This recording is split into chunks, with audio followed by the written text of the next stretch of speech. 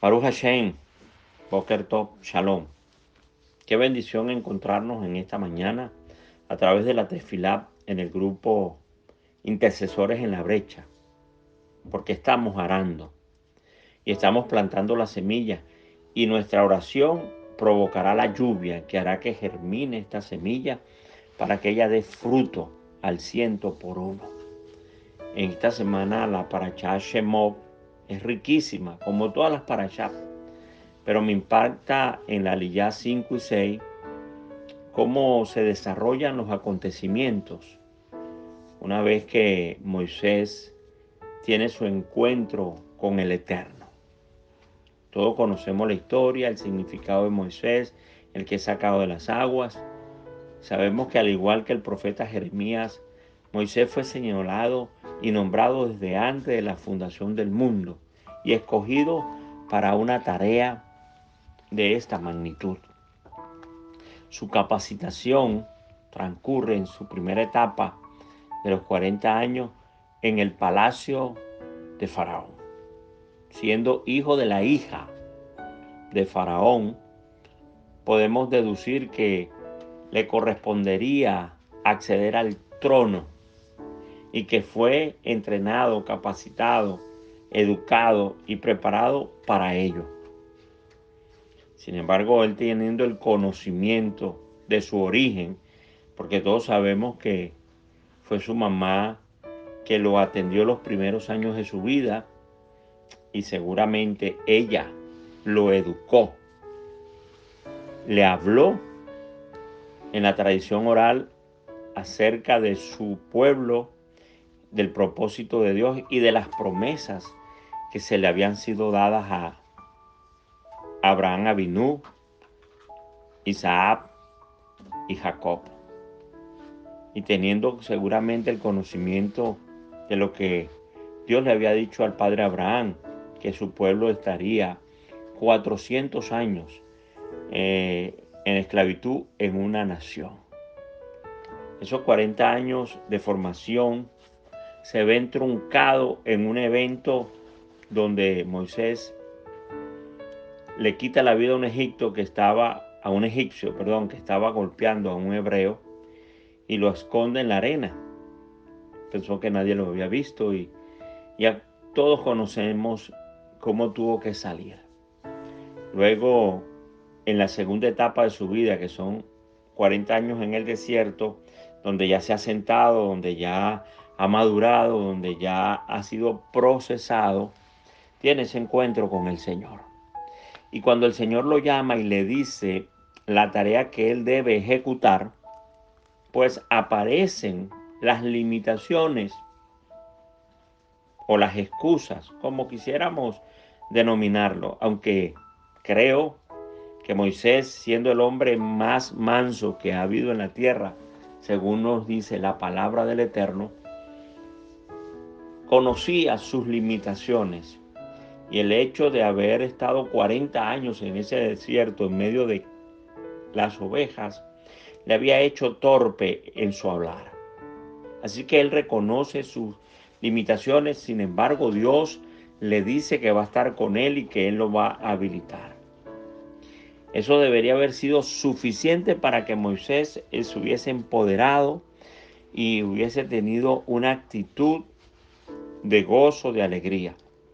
Sin embargo, él persiste en decirle a Dios que él no es capaz para la tarea y Dios se enfada con él. Y es allí donde nosotros tenemos que tener conciencia en este tiempo de los dones y talentos que el Señor nos ha depositado. Y debemos verlo desde el espíritu de humildad con el cual tenemos que manejarlo. Pero jamás nosotros debemos usar nuestras limitaciones como una excusa para no atender el llamado que el Eterno nos ha hecho a través del Ruach HaKodesh, como es anunciar las virtudes de aquel que nos llamó de las tinieblas a su luz admirable, como es cuidar a las ovejas del Señor, como es predicar y proclamar. No podemos pensar nosotros que ese es un trabajo del rabino, o es un trabajo de un pastor, o es trabajo de un predicador. Es una responsabilidad de todos nosotros que estamos viviendo en estos tiempos tan desafiantes, tan interesantes, donde el Señor requiere que pongamos la mano en el arado y no nos volvamos atrás. En nuestra Quejilá estamos en momentos desafiantes, interesantes, donde el Señor nos está llevando a tomar decisiones y a tomar también un perfil de responsabilidad para ejercer el llamado colectivo que el Señor nos ha hecho, pero también el llamado personal. Creo que debemos con humildad ir delante del Señor y reconocer nuestras limitaciones, pero también reconocer que Yeshua HaMashiach nos dice que no nos preocupemos por lo que habremos de decir, porque no estará la palabra en nuestra boca cuando Él habla por nosotros. Eso no nos exime de la responsabilidad de estudiar, de revisar, de oír y de llenar nuestro depósito. Pero como cada situación es diferente y cada situación es particular, el Señor entonces usará de sus Ruach HaKodesh para en el momento oportuno alinearnos con el propósito y que hagamos la tarea. Así que Moisés toma a su mujer, toma a sus hijos y se va de vuelta a Egipto para encontrarse con su amado hermano Aarón, que ya recibió instrucciones de parte del Eterno para que fuera a recibirlo y ya los había enyugado a través del Ruach HaKodesh para que la tarea se pudiera ejecutar. Así que Dios ya tendrá las personas adecuadas que Él ha seleccionado y ha llamado para atender la predicación, la proclamación nuestra y hacernos de compañeros que nos animemos los unos a los otros para proclamar su nombre. Pero fíjense, Dios viene trabajando en la vida de Moisés, en la vida de su esposa, en la vida de sus hijos, porque cuando van de camino hacia Egipto, se encuentra con un ángel que casi mata a Moisés. Y qué bueno que la esposa, Séfora, sabía qué hacer, porque tomó a sus hijos que no habían sido circuncidados y les cortó el prepucio y los tiró a los pies de Moisés y cesó aquel evento tan terrible. Séfora le dice: tú me eres un marido de sangre. Dios viene trabajando y Dios quiere que cortemos con aquellas cosas que no nos permiten avanzar, que no nos permiten crecer y desarrollarnos en el propósito y en el llamado que Dios nos ha hecho. Bendigo al Eterno por mi esposa América, que siempre está muy atenta para orientarme, aconsejarme, a ayudarme a poder realizar la tarea. A veces no le hago mucho caso en la dinámica, pero cuando reflexiono me doy cuenta que tiene razón y que es la ayuda idónea que Dios ha puesto conmigo por estos últimos 40 años que tenemos juntos para poder avanzar. Al encontrarse con Aarón, Moisés le cuenta todo lo que el Eterno le ha encomendado. Aarón le cuenta que el Señor también se le apareció y se ponen de acuerdo para hacerle una visita al faraón. Ya saben ustedes, lo que han leído los capítulos 4, 5 y 6, que Moisés empieza a hablar acerca del nombre en el cual él debe presentarse ante Faraón y ante el pueblo de Israel. Pero también le dice: ¿cómo van a creerme? Y tenemos dos acciones bien interesantes. La primera es que la vara, que es la señal de autoridad y la herramienta y el instrumento de trabajo de Moisés, debe ser echada al piso y se convierte en una serpiente. Y al ser tomada por la cola, vuelve a ser la vara normal. Esto no impresiona a Faraón porque sus hechiceros hacen lo mismo. Pero hay una diferencia, y es que la serpiente que brota de la vara de Moisés se comió a la serpiente de los hechiceros. Luego está la segunda señal, que es meter la mano en su seno y le sale toda leprosa, volverla a meter y es sanada. Pero hay una tercera señal, y es que tomara agua del río que se convertiría en sangre.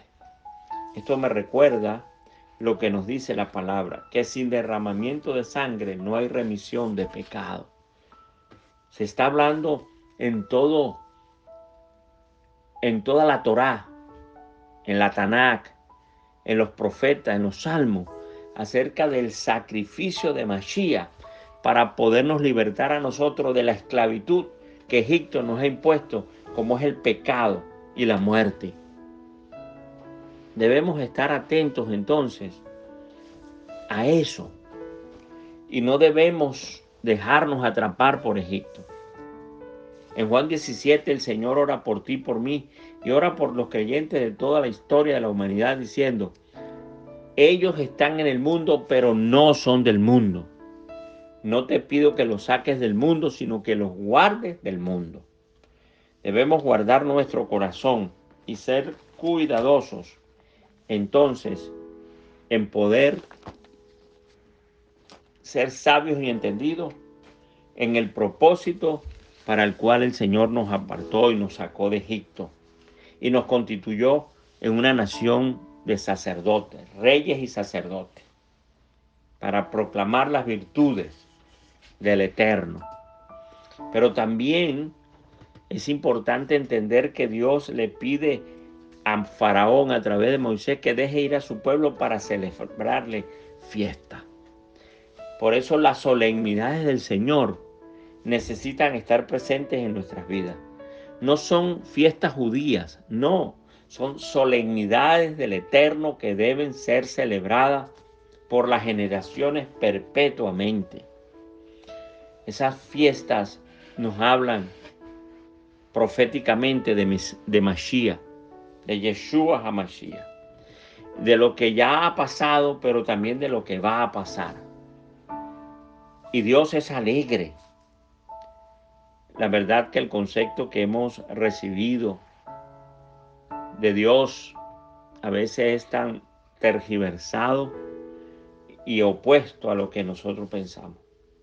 Dios es alegre, Dios es un Dios que le gusta que celebremos fiesta, que comamos, que compartamos con los que tienen necesidad, que podamos siempre entender y saber que Él es nuestro proveedor, que Él es nuestro ayudador, que Él nos sostiene con la diestra de su justicia.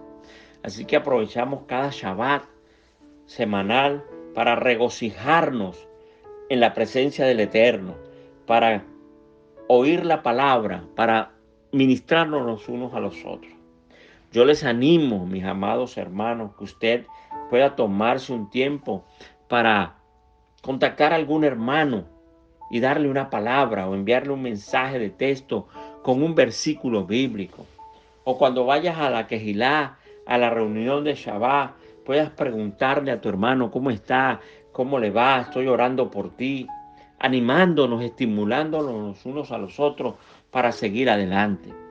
Porque estamos en un sistema opresor, un sistema labánico, un sistema que quiere esclavizarnos. Y la única manera de ser libre de todo eso es que celebremos al Eterno con gozo, con alegría, que comamos delante de su presencia con libertad. Porque al que el Hijo del Hombre libertare, éste será verdaderamente libre.